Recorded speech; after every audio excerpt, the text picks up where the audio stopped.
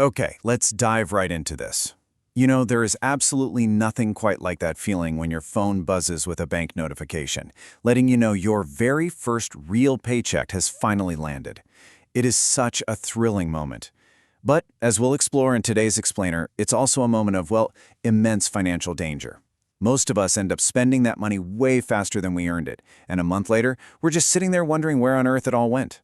So our goal today is to change that narrative completely. We're going to build a foolproof financial foundation so that you aren't starting from scratch 6 months from now. Let's make those first few moves really count. To conquer this paycheck, we're going to follow a really simple 5-step blueprint. First, the first paycheck trap. Second, knowing your real number. Third, the 50-30-20 blueprint. Fourth, automating savings and crushing debt.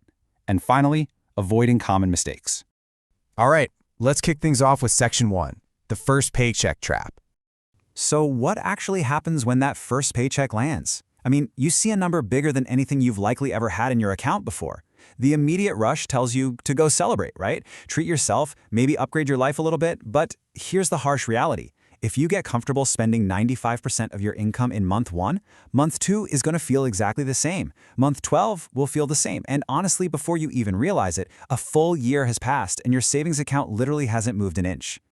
The sheer scale of this problem is frankly staggering. Consider this.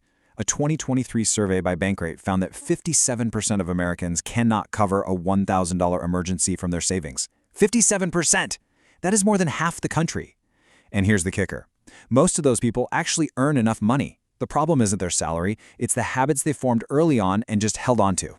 So this statistic right here, it creates instant, massive stakes for the blueprint we're building today. The core villain behind that statistic is something called lifestyle inflation. It is the silent killer of wealth. Basically, you earn more, so you spend more. And that gap between your income and your savings, it stays at exactly zero. And it rarely happens all at once. It's, an expensive coffee machine here, an unused streaming subscription there, eating out 4 nights a week instead of 2. Each of those choices is tiny, but together they quietly drain your salary. The fix isn't to stop spending on things you love, it's just to decide what those things are before the money even arrives. Moving right along to Section 2, know your real number. Now let's talk about one of the absolute most common budgeting mistakes people make right out of the gate. Think about the difference between the gross salary on your contract and the after-tax income that actually hits your bank account. Let's say your salary is $3,000 a month. Well, after federal and state taxes, Social Security, and Medicare, you might only take home around $2,300. That missing $700, it is gone, it is not available to you. If you plan your budget around that $3,000 gross figure, your entire calculation is immediately thrown off by 20 to 30%. Always, always build your plan around your net figure. No exceptions. Okay, Section 3, the 50-30-20 blueprint. Time to divide that money up. But hey, before we split the money, we have to be strictly honest about our terms. Let's look at the actual definition of a need. A need is something you lose access to: housing, food, work, or basic safety if you skip. Rent, absolutely a need. Groceries, need. But that premium gym membership, yeah, that's a want. Even if it really feels like a need. And watch out for subscriptions. Those are sneaky little wants that love to disguise themselves as needs. You have to be ruthlessly honest with yourself about what actually goes into this category. Once you've got your needs locked down, you can apply the 50-30-20 method.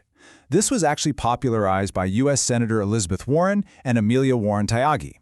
It is the most widely used starting point out there because it doesn't require some massive, complex spreadsheet. You put 50% of your after-tax income toward needs, 30% toward wants, like eating out or hobbies, and 20% toward savings and debt. So on a $2,300 take-home salary, that's roughly $1,150 for needs, $690 for wants, and $460 for your financial future. Pretty straightforward, right? However, we definitely have to acknowledge reality here. If you live in a high-cost city, the standard math might just break immediately. If your rent alone takes up 60% of your income, well, you obviously cannot stick to a rigid 50% needs bucket. And you know what? That is perfectly okay. You just have to adjust the percentages honestly to fit your reality. So if needs take 60%, immediately drop your wants bucket down to 20%. The actual structure matters far more than hitting those exact percentages perfectly. Let's see how this builds into a broader view of budgeting. The 50-30-20 rule is fantastic for beginners. But if you're a highly detail-focused person, you might actually prefer a zero-based budget, where you give every single dollar a job until you're left with zero. Or, if you just want extreme simplicity, try the pay yourself first method. You simply move your savings out on payday, and then you just spend whatever remains. The key here is picking the blueprint that matches your personal psychology. Which brings us to Section 4, Automate Savings, Crush Debt. This is where we build your defense. Listen, before you even think about investing or booking a fancy trip, you need an emergency fund. Here is your immediate action plan. First, target just 1 month of core expenses. Maybe that's $1,200 to start. Second, put that money in a separate high-yield savings account. In 2026, top accounts are offering up to 5.0% APY, so your money is actually growing while it just sits there. And third, automate the transfer for the day after you get paid. I'm telling you, if you never see the money in your main account, the temptation to spend it completely vanishes. It's like magic. Now, an absolutely crucial point is how you handle what's left, especially when it comes to debt.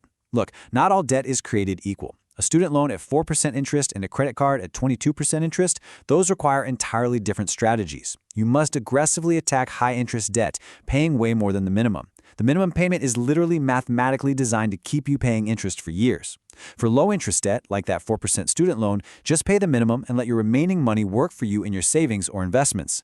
There is a staggering reality we all have to face here. Americans currently owe a record $1.3 trillion in credit card debt. Trillion with a T. And with average APRs sitting right around 18.7% to 22% in early 2026, carrying a balance is incredibly destructive to your financial foundation. To put that into perspective, at those rates, a $2,000 balance costs you over $30 a month in interest alone, and that's before you even touch the principal.